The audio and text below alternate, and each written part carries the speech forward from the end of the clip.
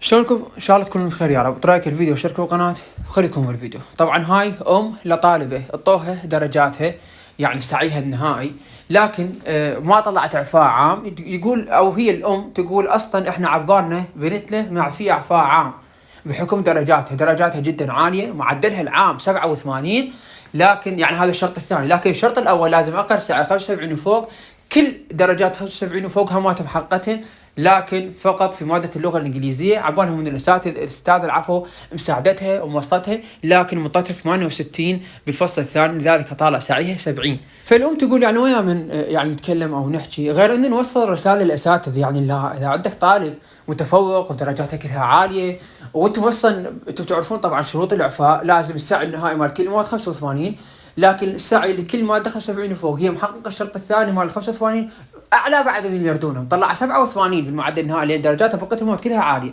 فتقول يعني على مود كم درجه، يعني انا اقول لك هسه مثلا الانجليزي ماخذ 68 الفصل الثاني، لو كانت باخذ 83 الفصل الثاني بالانجليزي كان هسه خلاص انه محقق الشرط اللي هي مال 75 يطلع له فوق السعي وراح تنعفي اعفاء عام. احنا نشوف بعض الاساتذه الطالب اذا يحتاج الفصل الثاني 100 يعطيه 90 يعطيه، بحكم درجاته. احنا دائما نقول لكم حتى الطالب اذا توقف مثلا على ماده وحده على كذا فيعطونه في اليوم درجه كامله يوصلونه. فهاي الطالب بالعكس هي ما تريد درجه كامله، يعني ما تريد 100 ولا تريد 90، تريد فقط 83 باخذ الفصل الثاني كم حق الاعفاء العام. لذلك هنا الام تقول انا بحيره، يعني هاي رساله توصل للاساتذه، تقول وقفوا الطلاب خاصه الطلاب المتفوقين لا تكسرون مثل ما تقول واهسهم جايبين كل درجات عاليه، درجاته كلها 90، محققين الشرط اللي هي فوق ال 85، باقي على مود ماده واحده وعلى مود درجات قليله جدا ما تعرفونه. فهاي هم رساله خل توصل للاساتذه.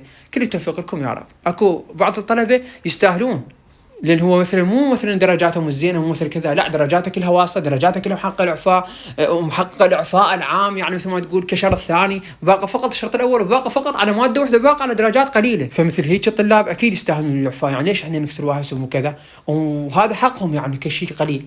كل التوفيق لكم يا رب. لايك الفيديو واشتركوا بالقناه وانتظرونا بالنشر.